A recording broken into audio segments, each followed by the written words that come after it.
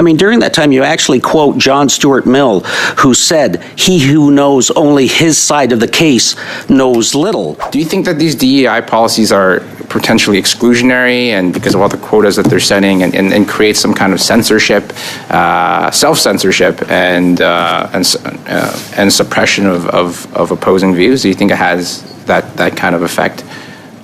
This guy's garage. Like and subscribe. Today, for this panel, I would like to welcome our witnesses. We are joined by Dr. Wendy Sukier, Professor, Entrepreneurship and Strategy, Ted Rogers School of Management and Academic Director, Diversity Institute. Christopher Demmett, Professor, Canadian Studies, Trent University, and he's joining by video conference. Eve Genras is Scientific Director, Observatory of Science and Technology, Université de Quebec, Montreal. And we are joined by Dr. Mahaido Sukai from IDEA STEM Consulting Incorporation. He's the Chief Operating Officer and Chief Scientific Officer. Thank you, Madam Chair, and thank you to the witnesses for being with us this morning. I just want to follow up. There was one comment that was made about the notion of wanting to avoid embedding bias. And Mr. Dummett, I'm going to follow up with you. I mean, you had talked about how critically important the peer review system is. And you actually appeared in November 28th of 2024. And you had mentioned federal funding agencies, federal research agencies, and the Canada Research Program are at the moment ignoring the single biggest and most egregious diversity problem in higher education. And that is the notion of viewpoint diversity. And then you went on to mention, I think that the lack of viewpoint diversity significantly damages the purpose of higher education, which I greatly support. So how can viewpoint diversity advance research excellence in Canada? Thanks for the question. And I would like to say, I suppose I said something similar to the first and third witnesses as well, talking about at its best point, peer review depends on a wide range of experts assessing the material for what it is, and if you don't have a diverse viewpoint, then it's a significant problem. You're not getting an actual complete analysis of the material. And in reality, right now, that's not happening in the university sector. The Canada Research Chairs Program, the federal funding agencies are essentially ignoring the reality that there's an incredible skew in who makes up the population of peer reviewers, of university researchers. It's not even, as far as I can tell, on the radar. And secondly, as I was saying, the second half of my comments, the current practices of EDI funding and other programs are actually making the political skew much worse. You went on, and there was a quote from your previous testimony, and I bring it up again because unfortunately during that day of hearings, there were a lot of technical issues, so a lot of testimony was missed at certain periods. So I just wanted to follow up because I found it quite interesting. I mean, during that time, you actually quote John Stuart Mill, who said, "He who knows only his side of the case knows little." So, I mean, is viewpoint diversity right now a funding criteria by the tri-councils in federal research funding? I don't believe it is. I don't see it there. Maybe there's someone who could see it. It certainly doesn't come up as a criteria in the training materials that I've seen. It doesn't seem to be an issue that when the panels are deciding who gets to assess this material, it's not a category which is being promoted by the Canada Research Chairs Program or federal funding agencies at all. Even despite the fact that as our research shows, the political skew in higher education is worse than really almost any other category of identity that the federal funding agencies are tracking. That testimony on that day, Mr. Eric Kaufman also appeared, and he proposed a solution. And he talked about, I would like to see the councils get ahead of the problem and move to a colorblind merit approach. Remove political criteria such as mandatory diversity statements. These are not universal consensus values. They are partisan values, and every survey will show a big partisan gap on these questions. And I just wanted to get your thoughts on that.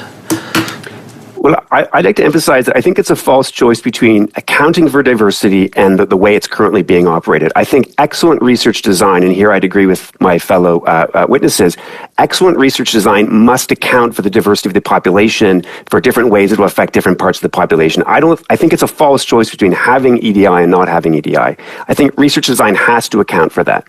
But I think that the agencies must be aware of the way in which current policies are framed interprets and mandates and embeds a partisan interpretation of what EDI means in practice.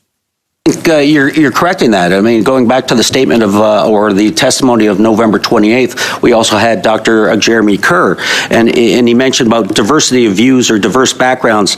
That's not to say it's not important. And he says when he's looking for people to include in my research group, the last thing I'm trying to do is make everybody like me. So that's critically important. But also, you know, in terms of the whole viewpoint, diversity, when we look at these projects, would you not agree? I think it absolutely should be on the agenda. The problem is partly the pipeline. The problem is the population of professors is so skewed already that work should be done up and down the system to make sure that there's just a much wider range of Canadians, a much more representative range of Canadians who are recruited and hired as experts and as professors in the higher education system. To that point, and just last question, you had mentioned in previous testimony that you said DEI policies often punish small institutions in underrepresented regions. Can you expand on that? I'm trying to remember what I said there. Sorry if I can't recall exactly. I think, in a sense, if you're at a university like I am, Trent University, the CRC program, for example, wants the population of our Canada research chairs to represent the Canadian population. And if you look around the city of Peterborough, which is becoming more diverse, but it looks quite different than Toronto. It's just not. It's not. The community is different than it would be somewhere else. And I think maybe the kind of people who are willing to move here are slightly different. So if it's based at a kind of national level, then it's kind of skewing against the kind of communities. They're just different from the kind of wider national trends. Perhaps that's what I was referring to.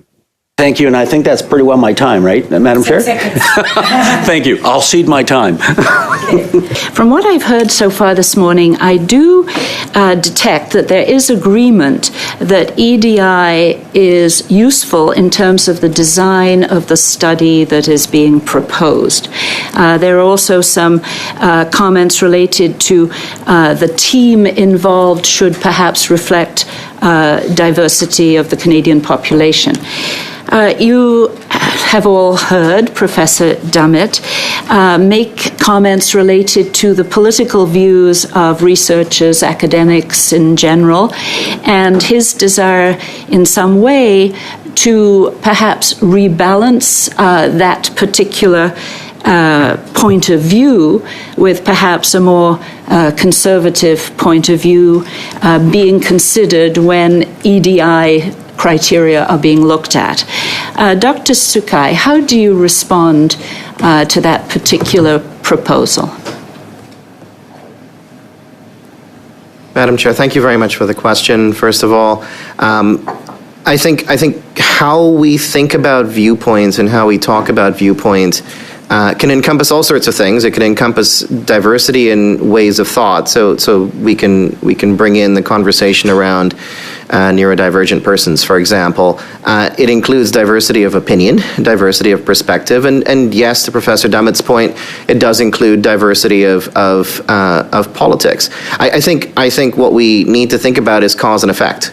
And so are we in a world where someone who is more likely to vote left goes to post-secondary institutions, goes for education, goes through graduate training, goes into the academia?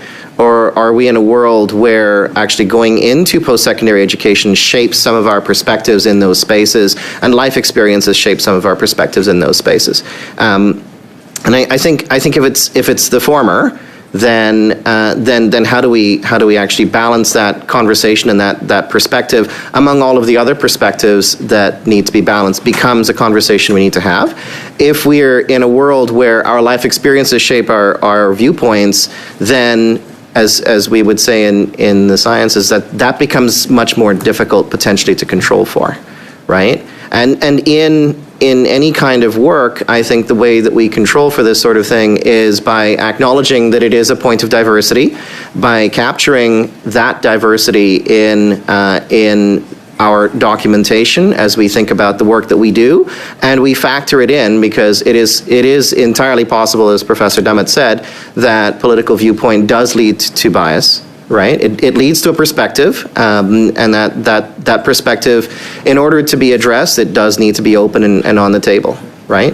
And so I might answer the question by suggesting that that what we need is transparency of viewpoint and perspective, and we need to create a world where that transparency is welcome and that transparency is acceptable, right? And that brings us back to, what do we need to do to build an inclusive team?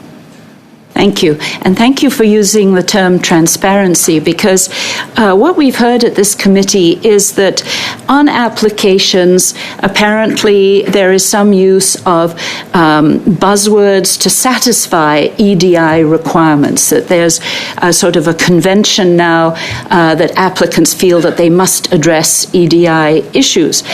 So perhaps, Dr. Kukier, could you respond in a way, how do you see through potential buzzwords being used as opposed to a genuine approach to acknowledging EDI?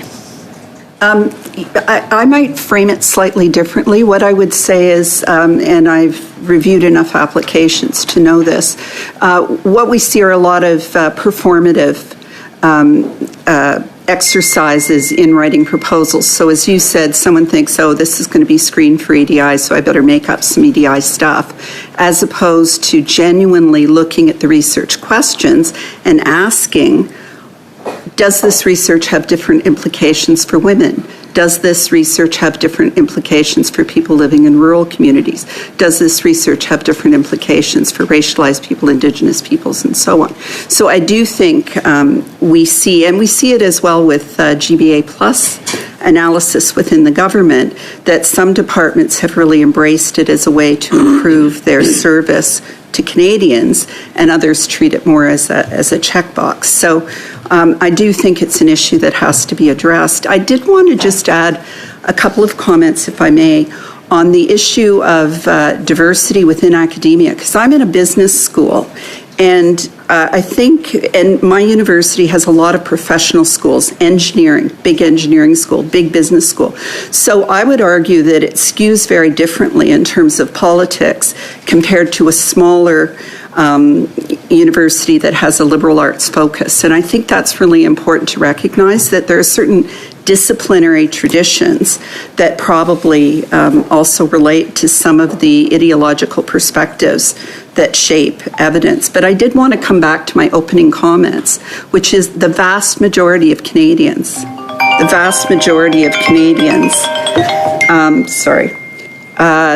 believe that the focus on equity, diversity, and inclusion is appropriate, and a very small percentage feel that it isn't. How much time is up? Thank you. Thank you. Mr. Dummett, you have raised your hand. Any? Oh, sorry, I just wanted to have a point of clarification. Okay, so we will specifically. I think when you get to the question, you can answer that. Thank you, Madam Chair. My questions are for Professor Dummett. Specifically, I want to talk about public trust. And we know that public trust has a lack of public trust in our public institutions amongst Canadians have been increasing throughout the years. And it's also correlated with the implementation of liberal top-down policies over the years, and it's no wonder it's also gone worse. And I think I read a report the other day that it's an all-time high in 2025. The lack of public trust in our institutions is an all-time high amongst Canadians. So I just want you to expand on that generally, or specifically about in the settings of universities and colleges and the granting of federal funding. Thanks. I should say, like a lot of my colleagues who are being witnesses before you today, I want to live in a world where there's a high public trust in higher education and universities and to allow us to do our work.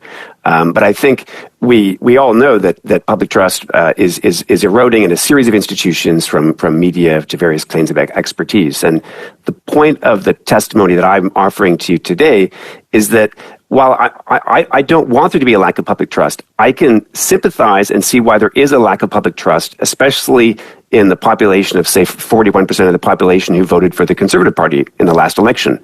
As they listen to experts who show up in the Globe and Mail or the CBC or wherever tell them that there's a consensus on topic X or topic Y, pick your topic, what they can know is that the expertise is just not made up of a diverse array of people that represents their viewpoints. So just like a group of African Canadians might be skeptical of a group of experts who are only white who are telling them what the truth is on a certain topic, I think it'd be crazy to think that the same would not also be true for these kinds of things. And obviously, we're living in a moment of a crisis of institutions more generally. On this problem, I think there are solutions that we can and should achieve. And you think that lack of public trust is caused by a lack of viewpoints? Because you're like you said, when you have these so-called pundits that are so-called reflective of Canadians' viewpoints of a wide variety of spectrum, but they're not reflected, and Canadians feel like their viewpoints aren't represented in the public because of these biased panels that have a certain political skew. That's the term you used. What's the effect of that? Does that create more polarization amongst Canadians and also amongst our academic researchers as well? Does it also have an effect of radicalizing Canadians?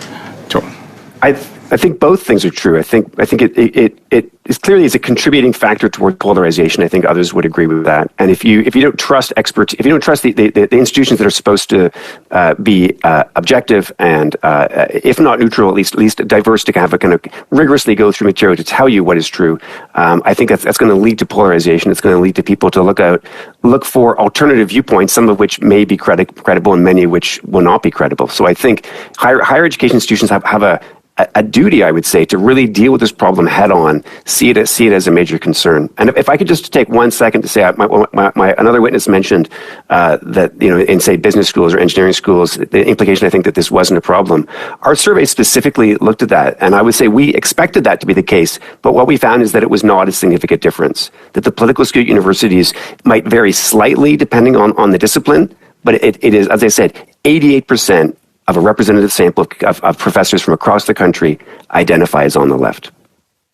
Yeah, and that's a lack of viewpoint diversity, and it's really troubling because the point of EDI, the D stands for diversity, and you would expect a diversity of viewpoints to come into things like business and social science, and where a diversity of viewpoints may enhance the research because you may catch things that you may not be able to catch were it not for the diversity of viewpoints. So it seems quite hypocritical and quite ironic, to be fair. And do you think that these DEI policies are potentially exclusionary, and because of all the quotas that they're setting, and create some kind of censorship, self-censorship, and suppression of opposing views? Do you think it has that kind of effect? I think in practice it does. I don't think it's intended to do that. I want to emphasize, I don't think the policies are intended to do that. But in practice, what happens, as I was saying in my testimony, is that it embeds a certain version of EDI in the criteria, so that scholars know that they if they believe in a kind of colorblind approach to dealing with discrimination, that just like an orchestra, you would put people behind a barrier, they would play their instrument, and people would acknowledge them for the skill they have. Sorry for interrupting. Time is up for Mr. Hu. So, and my question is, how do you see the EDI future in next 5 to 10 years, especially in business and technology? Thank you. Well, as I said, from my point of view, having served as the Vice President of Research and Innovation, a lot of what has been discussed about the political bias, I have no experience with or seeing broadly within the university.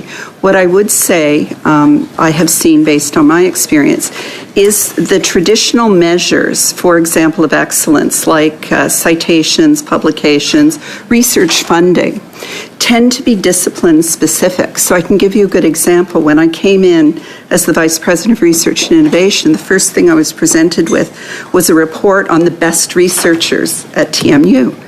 And I looked at the best researchers at TMU. They were all men, they were all in engineering. Why?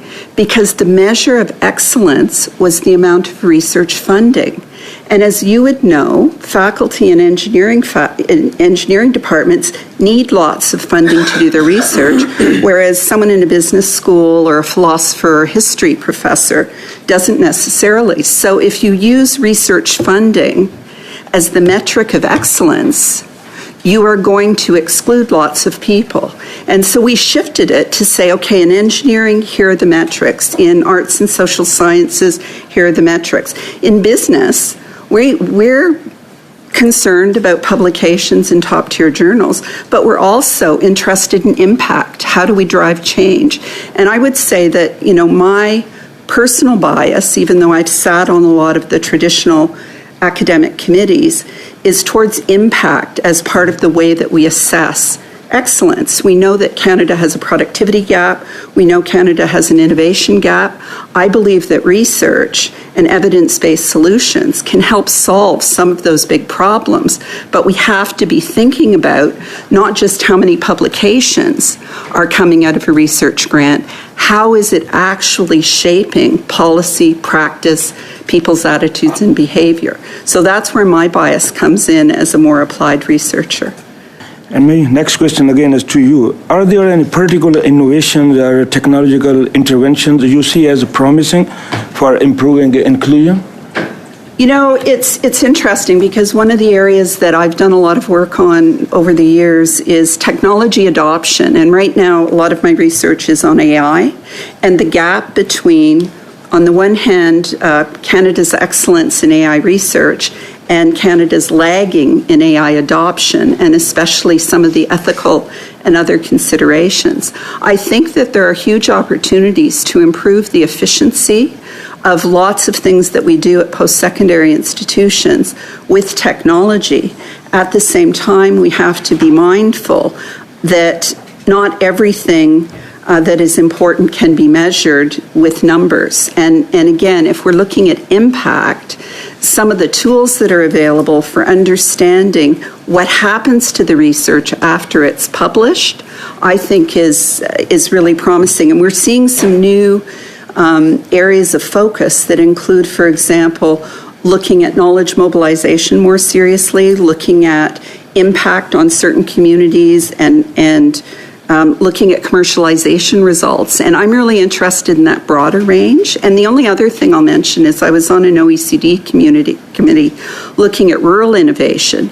And one of the things that we found was the traditional measures of innovation, patents, IP, stuff like that, had no relevance in rural communities, even though in agriculture we see some of the most innovative practices in the adoption of AI sensors and things like that. So I think what's really important, and this perhaps is partly what Professor Gingras was saying, is the notion of excellence. One uniform measure of excellence doesn't make any sense to me. We really have to respect fundamental research, what it's trying to accomplish.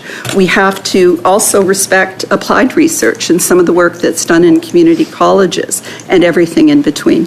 Thank you. Time is up for MP Rana.